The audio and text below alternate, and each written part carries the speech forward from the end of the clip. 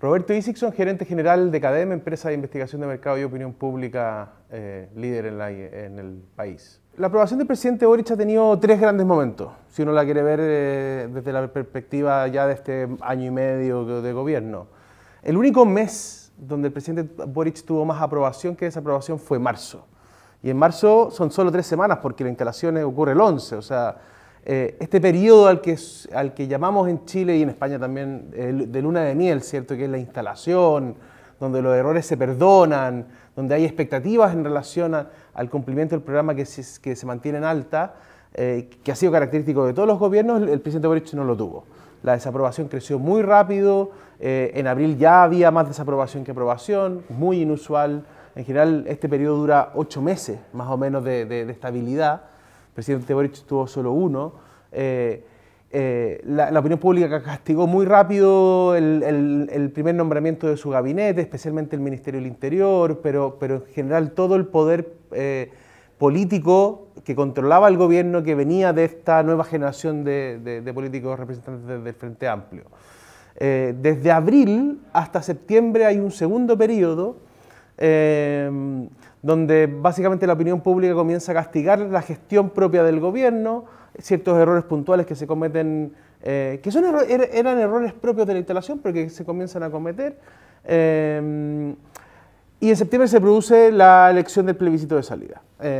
Entre abril y septiembre hubieron dos hechos relevantes. Por una parte, el Congreso rechaza el proyecto que buscaba que se diera un quinto retiro de fondos de pensiones, que fue muy relevante durante la época del COVID-19. Eso golpeó de manera dura al presidente Boric, sobre todo en sus electores, y después esto principalmente pasa porque el gobierno, probablemente como ningún otro gobierno, apostó por una opción en el plebiscito, se movilizó, hizo campaña en favor de aprobar la nueva Constitución, incluso ligó el éxito del programa de gobierno a aprobar la Constitución, afirmando que si es que no se aprobaba la nueva Constitución, el programa no iba a ser posible, y finalmente sufre una derrota electoral gigantesca, un 62% vota rechazo en esa elección, y eso fue un golpe muy duro. Desde ahí, desde septiembre a la fecha, lo que hemos tenido ya es prácticamente 11 meses de estabilidad en la aprobación, un 30% promedio parejo en los últimos 8 o 9 meses, 60-63% de rechazo, de desaprobación a la figura del presidente, sin cambios. Han habido hitos significativos, un rechazo muy importante a la ley de indultos que propuso el presidente a aquellos que se habían visto involucrados en el estallido social, el asesinato de 3 carabineros en solo 3 meses, ahora un caso de corrupción en unas fundaciones asociadas al partido más importante del Frente Amplio, la Revolución Democrática, y ninguno de esos hitos ha afectado a la aprobación de manera relevante, demostrando, por lo tanto, desde mi punto de vista, que la aprobación hacia el presidente Boric está electoralizada. Este es el primer presidente que tiene que enfrentar 2 elecciones en solo un año de mandato. Ahora tenemos en diciembre otras y por lo tanto la relación que hay hoy día en Chile con respecto a la figura del presidente Boric es una relación electoral. Aquellos que votaron apruebo y votaron Frente Amplio lo van a aprobar, aquellos que votaron rechazo y votaron oposición lo van a rechazar o lo van a desaprobar, y se ha tendido a estabilizar esta relación con el presidente. Desde Michelle Bachelet, el primer gobierno de Michelle Bachelet, que es el primer gobierno de 4 años sin reelección inmediata, y es importante porque los ciclos electorales tienen influencia sobre la opinión pública, lo que vemos es un patrón muy estable en la relación de la opinión pública con sus gobiernos. Como decíamos antes, ¿cierto? Un primer año de luna de miel, el año 2 y el año 3 son años malos para los gobiernos, nosotros los llamamos la fase del invierno, que dura entre 24 y 30 meses, y después el año 4, que es el año de la recuperación. La relación entre la opinión pública y los gobiernos ha ido empeorando. Gobierno tras gobierno aumentan los niveles de desaprobación y los puntos mínimos de aprobación son cada vez más bajos. De hecho, Bachelet 1 fue 35% el punto bajo de aprobación, Piñera 1 fue 25%, Bachelet 2 fue 15%, Piñera 2 fue 9%. Es una caída significativa que está asociada también al capital electoral que logran obtener los presidentes en primera vuelta, que también viene cayendo elección tras elección. El presidente Piñera es el primero que no tuvo una fase de recuperación propiamente tal. Sale de su segundo mandato con solo un 25% de aprobación, que es casi 20 puntos, 30 puntos menos de lo que tuvo al comienzo. El presidente Boric es el primero que no tuvo este periodo de luna de miel. Su desaprobación aumenta muy rápido, la aprobación cae muy rápido, solo un mes positivo.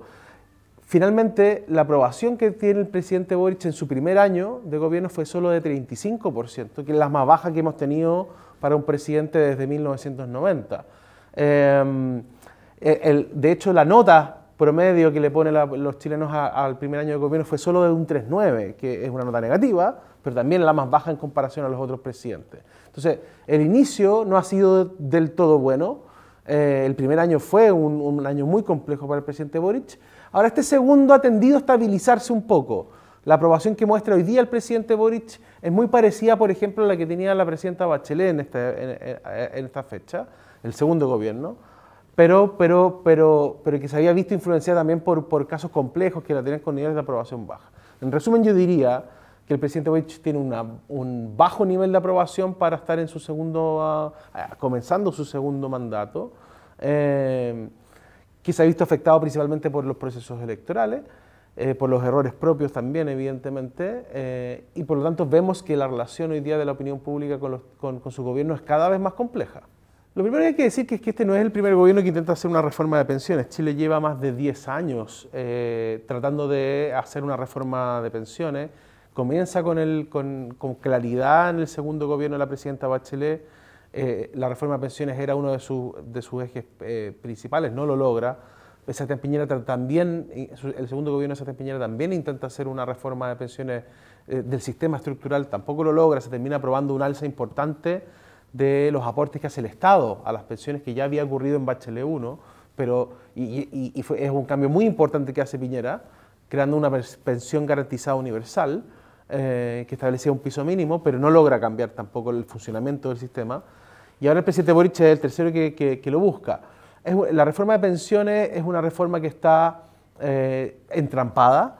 El gobierno presenta una reforma, uno podría decir, bastante ideológica, que más bien le habla a su electorado, que no tiene consenso a nivel de opinión pública general, y por lo tanto hoy día, después de las derrotas electorales que ha sufrido el gobierno, es una reforma que está bastante entrampada.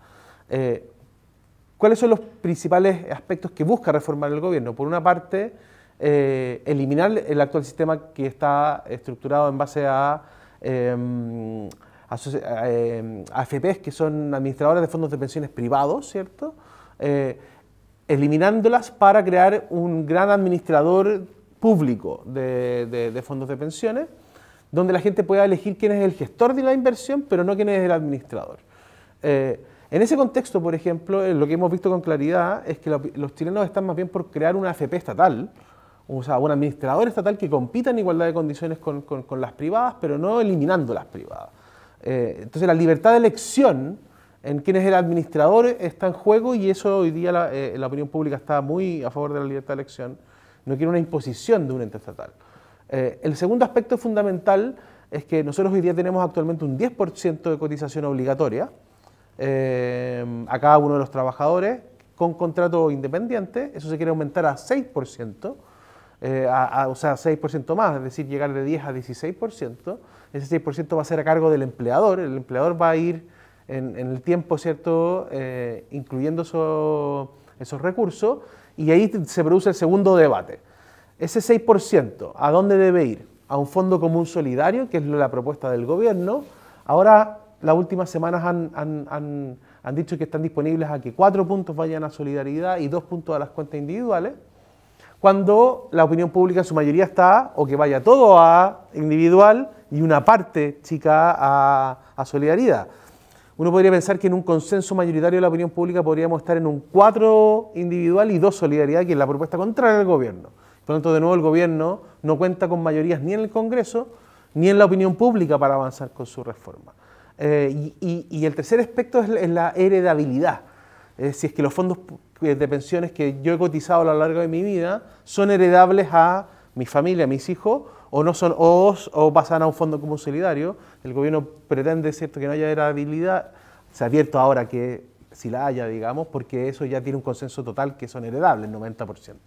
Entonces, en resumen, la reforma de pensiones comenzó con características muy ideológicas, el gobierno ha comenzado a abrirse en ciertos aspectos de ella, pero tengo la impresión de que no se va a aprobar durante este gobierno. Y llama la atención porque tengo la impresión de que sería bastante sencillo lograr un consenso amplio en torno a la reforma de pensiones. Está bastante claro qué es lo que quieren los chilenos. Quiere que haya libertad de elección entre un ente público y los privados, quiere que el 6% vaya en su mayoría a cuentas individuales, con grados de solidaridad, quiere aumentar la pensión básica universal para que los jubilados actuales tengan mejores alternativas de pensiones y quiere heredabilidad. Si es que el gobierno hubiera presentado esa reforma, no tengo duda de que ya se habría aprobado en el Congreso. El problema adicional es que la reforma de pensiones está ligada a la reforma tributaria.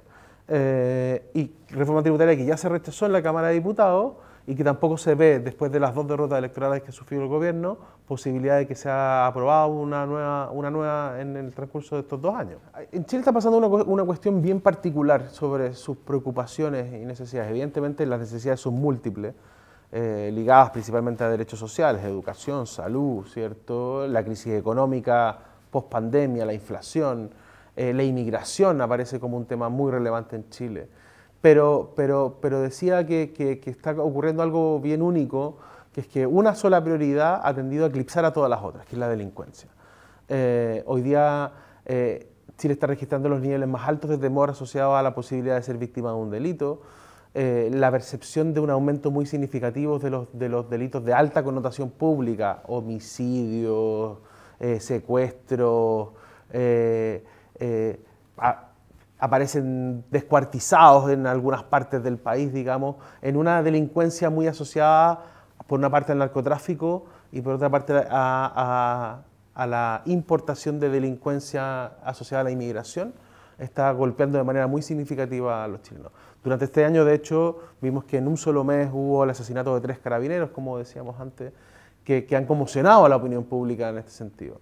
Entonces, hoy día la primera prioridad, la segunda, la tercera, la cuarta y la quinta es delincuencia. Es como Chile se hace cargo de actualizar sus fuerzas policiales y su estrategia para combatir una delincuencia que ha cambiado. La forma en cómo nos referimos a la delincuencia, el lenguaje que usamos sobre ella, ha ido cambiando producto de esta importación de inmigración que le ha hecho daño al inmigrante que quiere trabajar de manera honesta. Este es probablemente el tema más complejo que va a enfrentar el gobierno en los años que vienen. Después de delincuencia, como decía, la inflación hoy día es un dolor importante, a pesar de que ya ha mostrado ciertas señales positivas, temas asociados a la crisis de salud, educación, pensiones, son los principales temas que hoy día importan en Chile. Las elecciones han ido dando cuenta, ¿cierto?, de un fenómeno que es cada vez más complejo en Chile, efectivamente. Toda la discusión constitucional ha abierto ciertas grietas, digamos, en el eje de los partidos, un país que se ve mucho más polarizado en torno a la figura del gobierno y en torno al debate constituyente. Comenzamos con un 80% de aprobación al plebiscito de entrada, que termina con un 62% rechazándose, una elección de nuevos consejeros constitucionales donde el Partido Republicano por sí solo le gana a todas las coaliciones políticas y tiene de hecho poder de veto dentro de la convención al tener por sí solo 2/5 de esa nueva convención. Desaparece el centro político de la escena, no logró el centro político no elegir ningún consejero constituyente. Las fuerzas de derecha, Partido Republicano y los partidos de Chile Vamos tienen más de 3/5, el otro casi un 25% de las fuerzas propias del gobierno, casi un tercio de las fuerzas propias del gobierno, y por lo tanto lo que vemos es un antagonismo muy claro entre el Partido Republicano y las fuerzas que representa el gobierno del presidente Boric, Partido Socialista, Frente Amplio y Partido Comunista principalmente. Lo que viene hacia adelante es un escenario, creo que incierto todavía, pero más complejo. Tenemos elecciones en diciembre, vamos a votar si es que queremos o no aprobar la nueva propuesta constitucional, y aquí ocurre una paradoja increíble, Nosotros desde CADEM, por ejemplo, hemos medido los niveles de acuerdo con los 12 bases fundamentales que dieron origen a este segundo proceso, más de un 80% de acuerdo con ella. Medimos todo el capítulo 1 de la Constitución propuesta por el Comité de Expertos, 80% de acuerdo. Medimos el capítulo 2, 75% de acuerdo.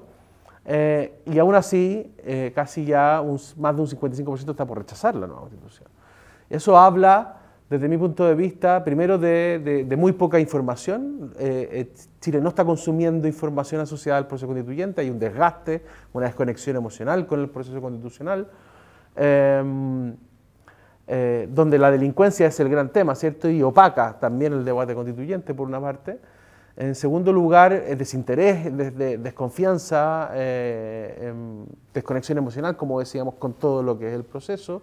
Hizo daño que este comité de expertos que hace la primera propuesta no haya sido directamente nombrado por el Congreso y no haya habido un proceso de validación democrática. Hay un castigo a esa figura. Y en tercer lugar, digamos, uno se da cuenta de que los procesos electorales no están girando en torno al tema central, que es la Constitución, sino que a temas que son anexos, ¿cierto? Y que son propios de la coyuntura. Delincuencia, aprobar o rechazar a la figura del presidente Boric, digamos, tiene una influencia directa. Y por lo tanto creo que hoy día estamos en un proceso, como decía, en una paradoja, donde los contenidos están aprobados, hay harto acuerdo, pero el hecho electoral en sí mismo más bien tiene mayor probabilidad de ser rechazado.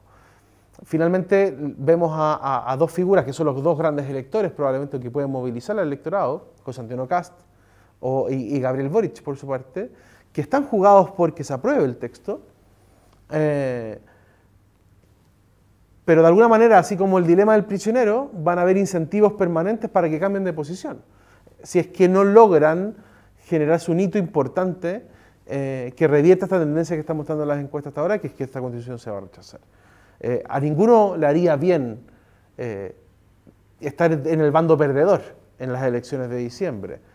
José Antonio Kast necesita ganar sus elecciones para poder potenciarse como figura presidencial. El presidente Boric necesita ganar las elecciones para poder generar algún capital político que le permita aprobar algún proyecto de ley importante en el Congreso. Y por lo tanto van a haber incentivos para cambiarse de bando, salvo que se genere un hito relevante que permita cambiar las tendencias.